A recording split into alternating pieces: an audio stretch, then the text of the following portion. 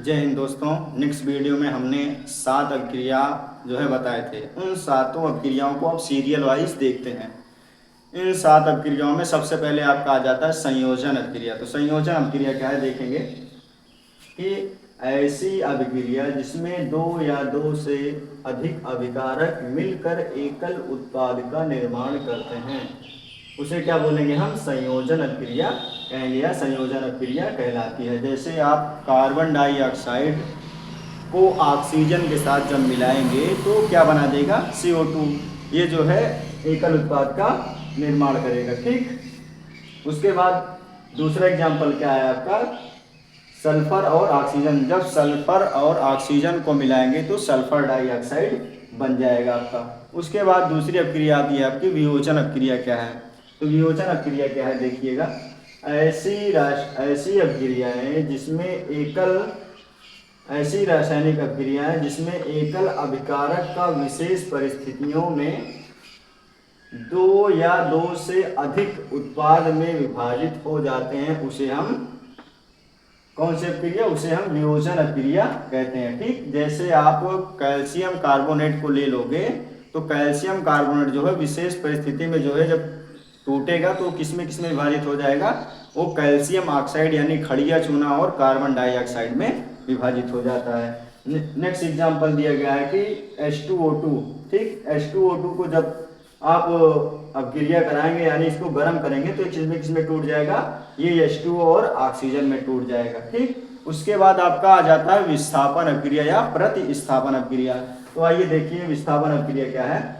ऐसी रासायनिक अभिक्रिया जिसमें किसी तत्व या यौगिक का अभिक्रिया में भाग ले रहे किसी अन्य तत्व या यौगिक के स्थान में परिवर्तन से होने वाली अभिक्रिया को विस्थापन या प्रतिस्थापन अभिक्रिया कहते हैं। जैसे कोई अभिक्रिया, ठीक, उस अभिक्रिया में दो यौगिक या तत्व भाग ले रहे हैं, ठीक, और उस यौगिक या तत्व का आपस में अदला बदली हो जाना ही कौन सी अभिक्रिया कहलाती है? विस्थापन अभिक्रिया या प्रतिस्थापन अभिक्रिया कहलाएगी। जैसे ये Fe जो है यानी फेरस जो है कॉपर सल्फेट के साथ जब क्रिया करेगा तो ये कॉपर जो है सल्फेट के साथ जो जुड़ा है ये सल्फेट को जो है हटा करके कॉपर के साथ अपना Fe जो है सल्फेट के साथ जुड़ जाएगा और कॉपर को मुक्त कर देगा। ठीक, उसी प्रकार से नेक्स्ट एग्जांपल है जिंक जो होती है। जिंक जो है Fe के साथ क्रिया करेगी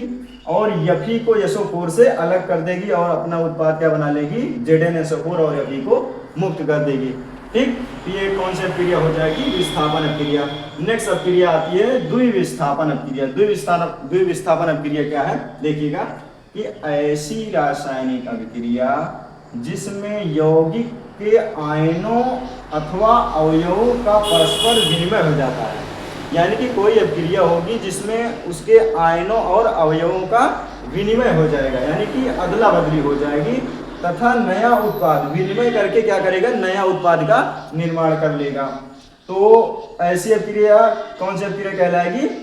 द्विविस्थापन अभिक्रिया कहलाएगी। जैसे आप AgNO3 सिल्वर नाइट्रेट को जो है जब NaCl के साथ क्रिया कराएंगे तो ये Ag जो है ये Cl के साथ जो है योग कर लेगी और NO3 जो है किसके साथ चला जाएगा? Na के साथ, यानी AgCl बना देगा और सोडियम नाइट्रेट बना देगा। ठीक, यहाँ AgNO2 सॉरी यहाँ पे हो जाएगा AgNO3 है सिल्वर नाइट्रेट। ठीक, दूसरा एग्जांपल क्या है? दूसरा एग्जांपल आपका है BaCl2 प्लस Na2SO4। जब BaCl2 जो है Na2SO4 यानी सोडियम सल्फेट के साथ जब क्रिया करेगा तो क्या बना देगा? BaSO4 और NaCl। इसमें क्या हो रहा है? जो बेरियम है, बैरियम जो है ये इस SO4 को हटा करके इस Na2 यानी सोडियम का स्थान ले रहा है। क्या बना दे रहा है? BaSO4 और NaCl। ठीक, इसमें क्या हो रहा है? इसमें आयनों और अवयवों का विनिमय हो जा रहा है। ठीक, उसके बाद आपका आ जाता है ऑक्सीकरण एवं अपचयन अभिक्रिया। ऑक्सीकरण और अपचयन अभिक्रिया क्या है? इसमें क्या है कि वह अभिक्रिया जिसमें ऑक्सीजन का जुड़ना यानी ऋण विद्युतीय तत्व का जुड़ना और हाइड्रोजन या धन विद्युतीय तत्व का बाहर निकल जाना ही क्या कहलाएगा, ऑक्सीकरण अपक्रिया या अपचयन अपक्रिया कहलाएगी। तो क्या है इसमें देखिएगा, ऐसी रासायनिक अपक्रिया जिसमें ऑक्सीजन या ऋण विद्युतीय तत्व का जुड़ना तथा हाइड्रोजन तथा धन विद्युतीय तत्व का बाहर निकल जाना क्या कहलाएगा, ऑक्सीकरण या अपचयन अपक्रिया कहलाएगी। जैसे अब इसमें क्या है, कार्बन में ऑक्सीजन का क्या हो रहा है, योग हो रहा है यानी जुड़ रही है, ये कौन सी क्रिया हो जाएगी, ऑक्सीकरण क्रिया हो जाएगी। दूसरा क्या है कि हाइड्रोजन आयोडाइड, हाइड्रोजन आयोडाइड में देखिए हाइड्रोजन का क्या हो रहा है, त्याग हो रहा है, इसीलिए ये कौन सा क्रिया कहलाएगी, ऑक्सीकरण या अपचयन क्रिया कहलाएगी। ठीक, तो इसका स्क्रीनशॉट ले लीजिए, नेक्स्ट आगे दिखाते हैं। ठीक, आइए देखते हैं उसके बाद कौन सी अपक्रिया आ जाएगी। उसके बाद आपकी आ जाएगी उपचयन अपक्रिया। उपचयन अपक्रिया क्या होती है कि ऐसी रासायनिक अपक्रिया जिसमें हाइड्रोजन या धन विद्युतीय तत्व का जुड़ना अथवा क्या है, ऑक्सीजन या ऋण विद्युतीय तत्व का निकल जाना क्या कहलाएगी, उपचयन। उपचयन है यहाँ पे, सॉरी गलती हो गई यहाँ पे, मिस्टेक थोड़ा सा, क्या हो जाएगा, उपचयन। तो क्या है, ऐसी रासायनिक अपक्रिया जिसमें हाइड्रोजन या धन विद्युतीय तत्व का जुड़ जाना और ऑक्सीजन या ऋण विद्युतीय तत्व का निकल जाना ही कौन सी अपक्रिया कहलाएगी, उपचयन अपक्रिया। जैसे कॉपर ऑक्साइड जब हाइड्रोजन से क्रिया करता है तो जल बनाता है, तो यहाँ पर क्या हो रहा है, ऑक्सीजन का निकल रहा है, ऑक्सीजन निकलकर किसके साथ जुड़ जा रही है, हाइड्रोजन के साथ। तो वही है, ऑक्सीजन या ऋण विद्युतीय तत्व का निकल जाना ही क्या कहलाएगा, उपचयन अपक्रिया कहलाएगी। उसके बाद इसमें देखिए क्या हो रहा है कि एल्यूमिनियम +3 से एल्यूमिनियम -1 में हो जा रहा है, तो ये कौन सी क्रिया हो रही है, इसमें अपचयन की क्रिया हो जा रही है।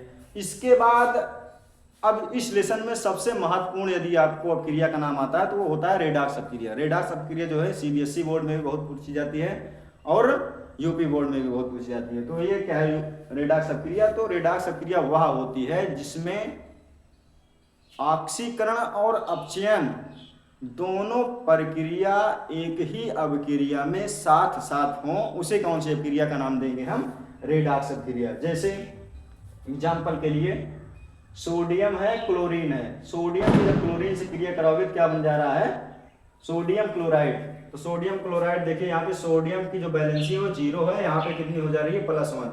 उसके बाद ये इसका क्या हो जा रहा है, ऑक्सीकरण हो जा रहा है। दूसरा क्या है, क्लोरीन 0 से माइनस में चली जा रही है, तो इसका क्या हो जा रहा है, अपचयन। वही है कि ऐसी रासायनिक अभिक्रिया जिसमें ऑक्सीकरण व अपचयन दोनों साथ साथ एक ही अभिक्रिया में होती है, उसे कौन सी अभिक्रिया का नाम देते हैं, रेडॉक्स अपक्रिया का नाम देते हैं। ठीक, उसके बाद उसमें कुछ पॉइंट आ जाता है। उसके बाद आता है कि अपचायक क्या होता है, तो वे तत्व जो सामने वाले तत्व का अपचयन करते हैं, वे तत्व जो सामने वाले तत्व का अपचयन कर दें उसे हम अपचायक बोलते हैं। ठीक, उसके बाद दूसरा पॉइंट आता है कि ऑक्सीकारक क्या होता है, तो वे तत्व जो सामने वाले तत्व को ऑक्सीकृत करते हैं, क्या करते हैं, ऑक्सीकृत करते हैं उसे क्या बोलते हैं, ऑक्सीकारक कहलाते हैं। ठीक, तो उसके बाद तीसरा पॉइंट आपका आ जाएगा अवक्षेपण। अवक्षेपण भी एक अपक्रिया है जिसको पॉइंट में समझा दिया गया है।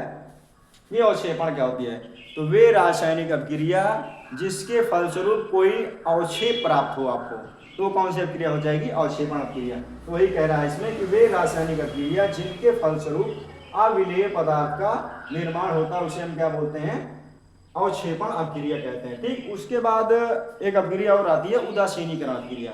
तो उदासीनीकरण अपक्रिया क्या है, तो उसमें है कि जब किसी अम्ल को क्षार के साथ मिला देंगे, जब किसी अम्ल को क्षार के साथ मिला देंगे तो हमारे पास लवण और जल का निर्माण हो जाएगा।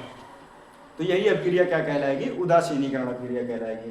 तो इसमें क्या है, जब अम्ल तथा क्षार की क्रिया आपस में कराई जाती है तो लवण का निर्माण होता है। तो ठीक, तो ये अपक्रिया कौन सी अपक्रिया कहलाएगी, उदासीनीकरण अपक्रिया। एग्जाम्पल के लिए जैसे हाइड्रोक्लोरिक अम्ल की जब सोडियम हाइड्रोक्साइड यानी क्षार के साथ क्रिया कराते हैं तो आपको क्या प्राप्त होता है, NaCl प्राप्त होता है। और NaCl क्या है, लवण है, और उसके बाद जल क्या है, जल यहाँ पे उदासीन हो जा रहा है। ठीक, वही है कि अम्ल की जब क्षार से क्रिया कराएंगे तो क्या क्या बन जा रहा है, लवण और जल बन जा रहा है। दूसरा एग्जाम्पल दिया गया है कि HNO3 यानी नाइट्रिक अम्ल की जब क्षार KOH पोटेशियम हाइड्रोक्साइड से क्रिया कराते हैं तो लवण KNO3 और जल बन जाता है। ठीक, तो इसी प्रकार ये इतनी रिएक्शनें देखे हैं और आगे का जो पॉइंट है यानी जो टॉपिक है उसको नेक्स्ट वीडियो में देखते हैं। जय हिंद।